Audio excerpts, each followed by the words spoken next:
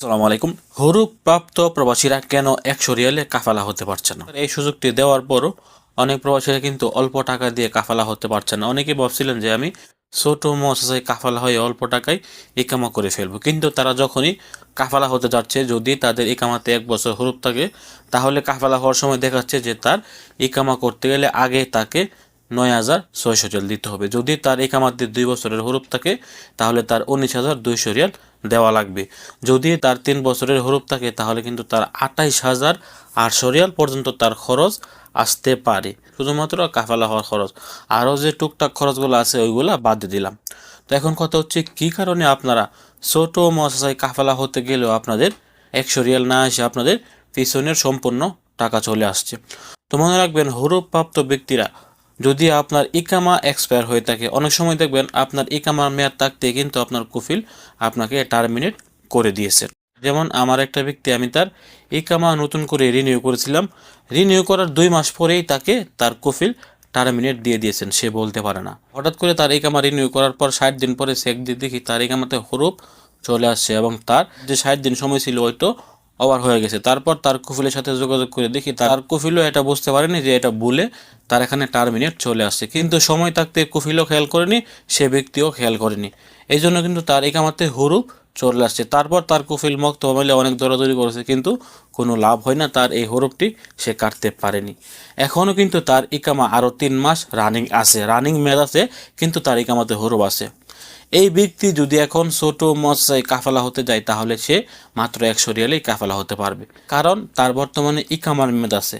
সে চাইলে এখন ছোট মৎস্যায় অল্প খরচে কাফালা হতে পারবে। কিন্তু যাদের ইকামাতে হরুপ আছে এবং তাদের ইকামা এক্সপায়ার, ইকামার মেয়াদ নাই, তারা কিন্তু অটোমেটিক বড় মৎস্যার আন্ডারে চলে যায়। তারা ছোট মৎস্যার আন্ডারে কাফালা হলেও কিন্তু তাদের পিছনের যে ইকামা এক্সপায়ারগুলো ছিল, বা ইকামার 2 বছর মেয়াদ ছিল না, 2 বছরের হরুপ ছিল, বা 1 বছরের মেয়াদ ছিল না, 1 বছর হরুপ ছিল, তাদের কিন্তু ওই পিছনের টাকাগুলো বড় মুআসাসা হিসাবে কিন্তু তাদের এখানে চলে আসবে।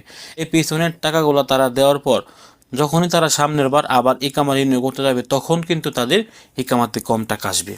এখন বর্তমানে যাদের ইকামা এক্সপায়ার, ইকামাতে হরুপ আছে, তাদের কিন্তু পিছনে টাকা সব সম্পূর্ণ ফুল টাকা চলে আসবে, 100 রিয়াল কিন্তু কখনোই আসবে না।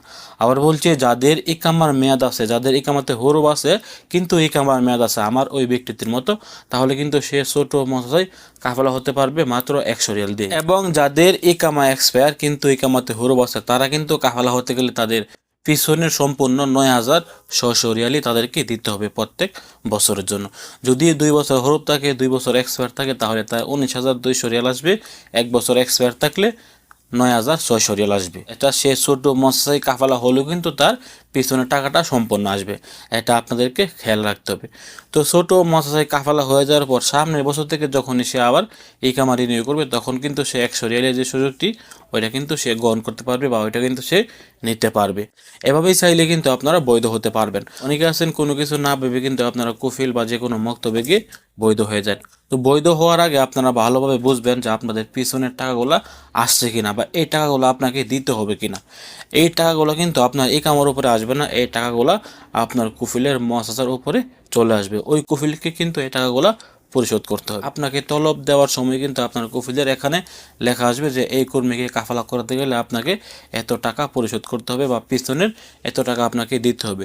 যদি কফিল রাজি থাকে এবং টার্মস অ্যান্ড কন্ডিশনগুলো সে মেনে নেয়, তাহলে কিন্তু সে এখানে অ্যাগ্রি করে দিলেই আপনি তার আন্ডারে কাফালা হতে পারবেন। এই টাকাগুলো যেহেতু আপনি অন্য জায়গা থেকে এসে আপনার কফিল বা কোম্পানিতে কাফালা হবেন, এটা কিন্তু আপনার কোম্পানি বা আপনার কফিল কখনোই বহন করবে না, এই টাকাটা আপনাকেই দিতে হবে।